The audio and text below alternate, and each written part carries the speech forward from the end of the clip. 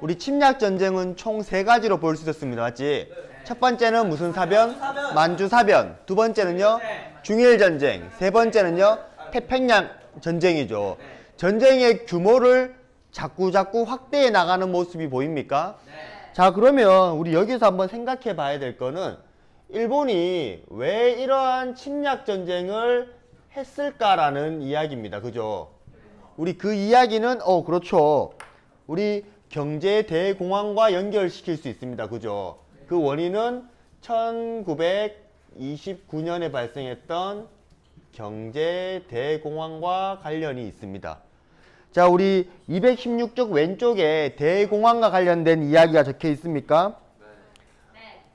네. 1차 세계대전 이후에 공장은, 특히 우리 산업은 자꾸 발전합니다. 그죠? 네. 그래서 엄청나게 많은 생산품들을 만들어냈는데, 즉 공급이 늘어나는 반면 뭐가 따라가지 못했다는 거예요? 수요가 따라가지 못했다는 거죠. 그러면 자연스럽게 어떠한 결과가 나타날까요? 수요가 따라가지 못한다면 가격이 떨어지겠죠. 그러면 너도 나도 가격이 떨어질 겁니다. 자, 그러면 공장 입장에서는 이윤이 줄어들겠죠. 그러면 그 이윤을 보충하기 위해서는 가장 먼저 회사의 경비를 줄일 겁니다. 맞지? 그 경비가 가장 큰 게 인건비겠죠. 그러다 보면 또 자연스럽게 구매할 수 있는 자금이 부족할 거고 또 물건을 안 살 겁니다. 그러면 회사에서는 자연스럽게 직원들을 감축해 나갈 거고요. 그것이 곧 실업자가 되면서 더 물건을 못 사겠죠. 그래서 연쇄적으로 회사가 부도나는 이러한 현상이 우리 전 세계적으로 발생해서 경제 대공황이라고 이야기했습니다. 자, 그런데 이 경제 대공황을 여러 나라에서는 이것을 극복하기 위해서 노력을 합니다. 해연아. 극복을 해요. 자, 특히 우리 식민지가 좀 많았던 나라들 있죠. 아니면 돈이 많았던 나라. 특히 우리 1차 세계대전이 끝나고 돈이 굉장히 많았던 나라는 미국이었거든요. 이 미국은 이렇게 실업자가 늘어나니까 미국은 자기가 국가에서 나서서 그 실업자들을 고용하죠. 그래서 실업자들이 다시 직장을 얻고 그 돈으로 물건을 살 수 있게, 회사를 살려줄 수 있게 만듭니다. 우리 이러한 미국의 이러한 정책을 우리 역사적으로 뭐라고 했습니까? 뉴딜이라고 이야기했죠. 이것을 우리가 뉴딜 정책이라고 이야기했습니다. 드디어 국가가 시장에 개입을 한다는 소리입니다. 우리 이것을 전문적인 용어로 자본주의를 수정했다라고 해서 수정자본주의라고 이야기합니다. 대표적으로 케인즈라고 하는 학자가 있죠. 들어봤습니까? 우리 완벽한 국가가 개입하지 않는, 보이지 않는 손이 애덤 스미스였다면 이것을 좀 수정합시다라고 했던 학자가 케인즈라고 하는 학자였죠. 사회에서 나오죠. 사회에서. 아, 그래요? 그러면 케인즈 나오는 거 아니야? 자, 그 다음에 영국이라든지 프랑스라든지 식민지가 좀 많았던 나라들은 자기들끼리 식민지를 하나로 좀 뭉칩니다. 그래서 다른 나라에서는 그 식민지의 물건을 팔지 못하게 했었던 우리 이러한 것을 무슨 경제? 블록 경제라고 합니다. 우리 컴퓨터 할 때 블록 들어봤어요? 블록 지정하잖아. 그럼 그 지역만 까맣게 변하죠. 그래서 요 지역에서만 하나로 묶어가지고 자신들의 상품만 사고 팔 수 있게 다른 나라에서는 들어오지 못하게 만들었던 겁니다. 이해돼요? 자, 그런데 문제는 뭐였냐면 식민지가 부족하고 돈이 그렇게 미국처럼 많지 않았던 나라였습니다. 어떠한 나라였냐면 우리 일본이라는, 아시아에서는 일본이라는 나라, 유럽에서는 독일이라는 나라, 그리고 이탈리아라는 나라, 이러한 나라들은 식민지가 많이 없었고 돈이 많지 않았기 때문에, 그리고 이 나라도 어떻게든 간에 지도자들은 국민들의 인기가 필요합니다. 그죠? 그래야 오랫동안 군림할 수 있으니까요. 그래서 이러한 사람들이, 이러한 나라들이 선택했었던 경제 대공황을 극복할 수 있었던 방법은 전체주의입니다. 자, 우리 왼쪽 아래에 전체주의 날개 보입니까? 자, 민족이나 국가의 이익을 위해서 누가 희생해야 된다? 개인이 희생해야 된다는 논리입니다. 그래서 개인보다 누가 더 우선인? 국가가 더 우선인. 또 뭐가 우선인? 읽어보세요. 뭐가 우선인? 읽어봐. 뭐가 전체가 우선인. 우리 이러한 것을 전체주의라고 이야기합니다. 자, 일본은 이 전체주의가 군국주의 형태로 나타났고요.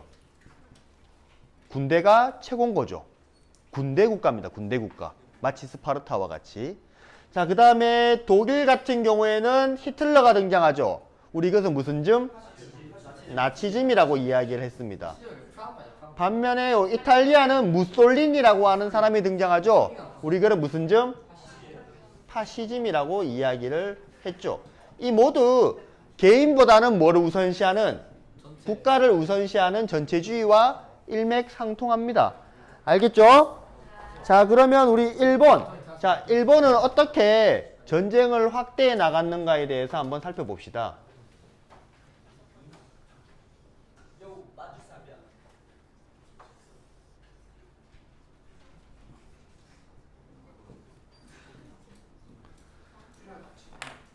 자, 우리 처음에 일본은 원래 이쪽에 대만이라는 지역과 한반도를 일본이 식민지로 가지고 있었지. 그죠? 그런데 우리가 이러한 경제 대공황을 타개하는 과정에서 군국주의를 선택하게 되고 드디어 식민지를 확보하기 위한 대외 침략에 나서게 됩니다. 그 첫 번째 타겟트가 어디였습니까? 첫 번째 타겟트가 이쪽 지역이었지 않습니까? 그죠? 그래서 우리가 첫 번째 타겟트, 이것을 무슨 사변이라고 했습니까?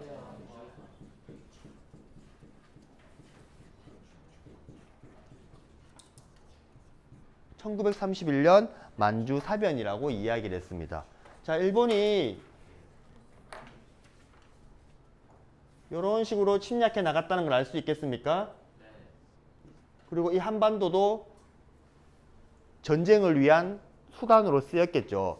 그 두 번째 타겟트가 어디였습니까? 두 번째, 우리 두 번째 중국을 이제 본격적으로 공격하게 되죠. 우리 그것을 무슨 전쟁? 중일 전쟁이라고 이야기를 했습니다. 우리 그 연도가 1937년부터입니다. 그런데 일본은 중일 전쟁을 쉽게 끝낼 수 있을 거라고 생각했어요. 중국을 쉽게 무너뜨릴 수 있을 거라고 생각을 했던 거죠. 그런데 생각보다 중국의 저항이 만만치가 않아요. 전쟁이 길어지면 길어질수록 일본은 막대한 물자가 필요합니다. 그죠? 그래서 우리 한반도를 완전히 전쟁 기지처럼 만들기 위한 작업을 착수했겠죠. 그리고 사람들도 필요하니까 우리나라에서 군대도 막 뽑아갔을 거고 각종 자원들을 뽑아갔을 거고 그를 위한 각종 공장도 만들어 나가기 시작했을 겁니다. 맞죠? 그리고 그뿐만 아니라 물자가 많았던 아래쪽 지역으로도 점차 확대해 나갑니다. 필리핀이라든지 인도네시아라든지 이러한 지역으로요. 일본의 팽창이 더욱더 심해지는 걸로 보여집니까? 딱 봐도 팽창이 커지지 않습니까? 맞아요. 자, 이러한 팽창을 싫어했던 나라는 어디였을까요? 미국. 우리 이러한 나라들. 이렇게 해결을 했던 나라들. 이러한 나라들은 자꾸 이러한 나라들이 팽창을 하는 것에 대해서 탐탁치 않아요. 왜 그러냐면 이러한 팽창은 결국에는 또 무엇을 유발할 가능성이 컸기 때문에 전쟁, 나라와 나라 간의 전쟁을 전 세계적인 전쟁을 초래할 가능성이 컸기 때문이에요. 그래서 일본의 이러한 확장을 저지하기 위해서 여러 나라들이 나섭니다. 특히 이 미국 같은 경우에는 일본이 석유가 안 나잖아요. 맞지? 그래서 미국에서는 일본이 전쟁을 하지 못하도록 무엇을 틀어 잠그려고 합니까? 석유 수출을 막으려고 합니다. 그래서 우리 이러한 상황에 대해서 미국의 경제 봉쇄가 나타났고요. 자, 일본은 여기서 선택해야 됐습니다. 여기에서 끝낼 것인가? 아니면 어떻게든 극복해 볼 것인가? 일본은 무슨 선택을 했을까요? 어떻게든 계속 해야 돼. 어떻게든 전쟁을 지속해보자라고 선택을 하죠. 그래서 초강대국인 미국과 싸워야 되는데 이길 수 있는 방법은 기습, 선제 공격. 미국이 쌓아놓은 막대한 해군력을 한 방에 몰살시킬 수 있어야 됐습니다. 그래서 선택했던 게 일본은 건드리지 말아야 될 지역. 어디 지역? 여기였던 미국의 하와이를 기습 공격하죠. 우리 이것을 뭐라고 이야기합니까? 진주만 공습이라고 이야기합니다. 자, 이 사건을 계기로 해서 이제 어디까지 전쟁에 끌어들이기 시작합니까? 미국까지 전쟁에 끌어들이기 시작합니다. 우리 이것을 무슨 전쟁? 태평양 전쟁이라고 합니다. 1942년이죠. 아, 1년요. 1년 돼 있어요? 1년. 41년. 자, 일본의 전쟁 판도가 너무나 크죠? 그죠? 근데 이 전쟁에서의 결과는 누가 승리했을까? 미국이 승리하면서 일본이 패망하면서 우리가 독립할 수 있었던 거죠. 맞지? 자, 그러면 이러한 전쟁을 확대해 나가는 과정에서 일본의 한반도에 대한 정책을 한번 살펴보겠습니다. 자, 217쪽 있죠? 자, 일본은 이렇게 전쟁을 아시아를 중심으로 해서 미국과 유럽과 전쟁을 해 나가잖아요. 그래서 한반도로부터 막대한 물자를 확보할 필요가 있습니다. 그러려면 이 전쟁이 반드시 필요하다라는 것을 이야기해 줘야 됩니다. 사람들이 수긍할 수 있게요. 진짜 전쟁에 모든 걸 갖다 바칠 수 있도록. 이때 일본에서 이야기했던 게 이 전쟁을 뭐라고 설명합니까? 일본은 이 전쟁을 대동아 공영권을 주장하면서 이 전쟁은 무슨 전쟁이라고요? 대동아 전쟁이라고 이야기를 합니다. 이게 어떤 뜻이냐면 우리가 전쟁에 나서는데 이 전쟁을 하는 이유는 우리 일본을 중심으로 해서 어디가 똘똘 뭉쳐서 아시아의 국가들이 똘똘 뭉쳐서 누구와 대응해야 된다. 서양 세력과 서양 제국주의 세력을 막아내야 된다라는 논리로 쓰였던 겁니다. 그래서 이 전쟁은 사실상 일본의 야욕으로 확장된 것임에도 불구하고 일본은 이 전쟁을 하는 이유는 서양 제국주의를 막기 위함이다라고 이야기를 했던 거죠. 그래서 이러한 명목으로 많은 사람들을 전쟁에 동원하기 시작합니다. 우리 대동아 전쟁 잘 기억을 해주세요. 알겠지? 알겠나? 네. 자, 그 다음에 217쪽 한번 볼게요. 자, 우리 이 만주 사변을 기점으로 해서요. 자, 우리 한반도에서는 일본은 우리의 공업을 발전시켜 준다는 명목으로 우리 한반도에다가 무슨 정책을 시작합니까?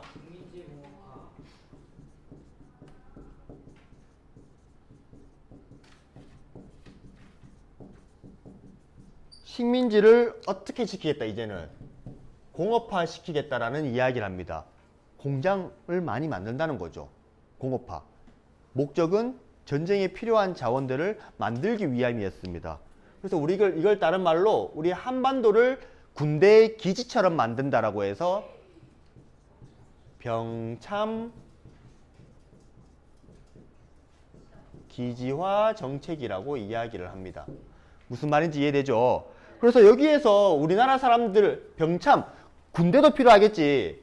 우리나라 사람들을 많이 데리고 가야 되니까 우리의 사상을 없애기 위해서 우리도 일본인인 것처럼 만들기 위해서 무슨 말살 정책? 민족성을 말살하는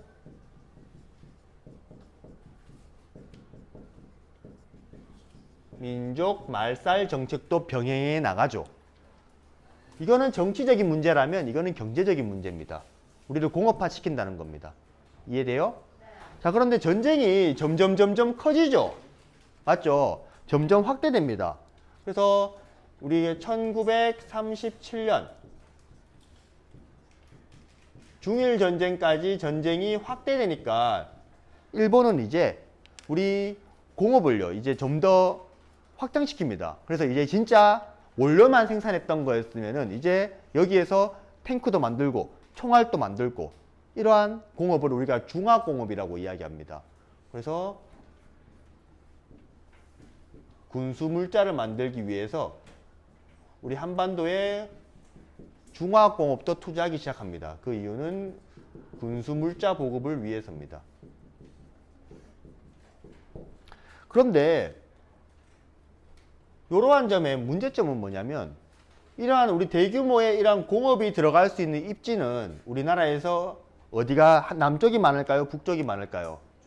북쪽이죠. 그래서 한반도 북부 지역에 집중됩니다. 우리 이러한 문제는 나중에 지역 간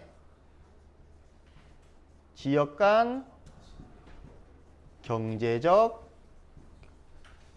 격차가 나타나는 원인이 됩니다. 남쪽과 북쪽이 경제가 차이가 나요. 남쪽은 주로 농업지역, 북쪽은 공업지역 이런 식으로 차이가 나기 시작합니다. 됐습니까? 자, 그러면 이렇게 공장, 우리 북쪽에 공장들이 많이 만들어진다라고 이야기를 했다면 우리가 또 하나 살펴볼 거는 우리 이 농촌 지역의 모습입니다. 농촌 지역에. 전쟁 수행 중이니까 군인들이 입을 옷이 많이 필요하지 않겠어요? 특히 이쪽 지역 춥잖아. 그래서 군인들의 군수 물자를 보급하기 위해서 일본은 농촌 지역에 남면 북양 정책을 시행합니다. 자, 이 말은 남쪽에는 뭐를 만들고요? 면화를 만들고요. 면화. 입을 옷, 면. 북쪽에는 뭐를 키우겠다?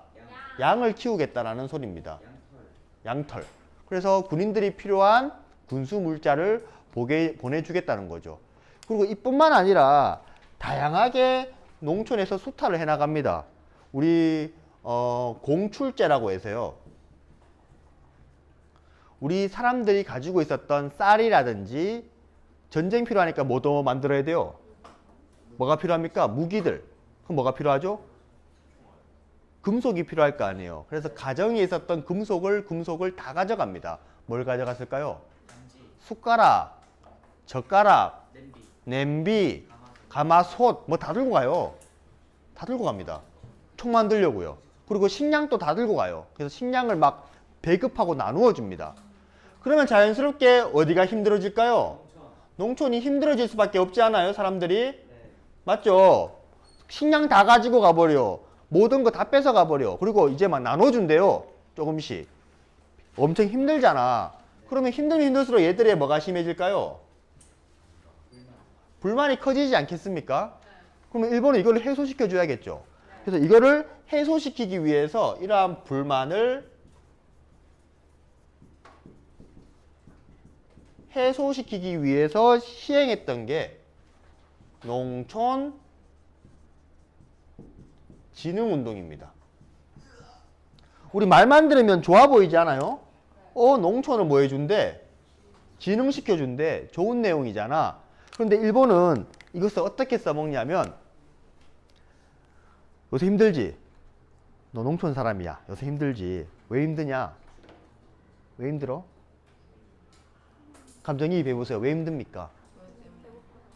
뭐 전쟁 때문에 이야기를 하겠죠. 일본은 뭐라 했을까? 그건 변명이고 네가 임마 게을러서 그런 거야. 너 몇 시에 일어났어? 봐봐봐 8시에 일어났지. 네가 임마 2시간만 좀 더 일찍 일어나가지고 2시간만 좀 늦게 잤으면 더 많은 곡식을 생산할 수 있었을 거고. 그런데 그리고 너 봐봐봐 이런 신발도 임마 며칠 신었으니 왜 또 샀어? 아껴야 돼. 근검절약하고. 이렇게 이야기하는 겁니다. 우리가 속되이 말해서 가스라이팅과 똑같죠. 그래서 이렇게 가난하고 힘든 원인이 일본 때문이 아니라 누구 때문이게 만들게? 자기 자신이게 만들게. 이렇게 국가적으로 진행했던 게 무슨 운동? 농촌 진흥운동입니다. 무슨 말인지 이해됩니까? 그렇게 해서 오늘 아무튼 여기까지 해서 깔끔하게 끝내겠습니다. 수고했습니다.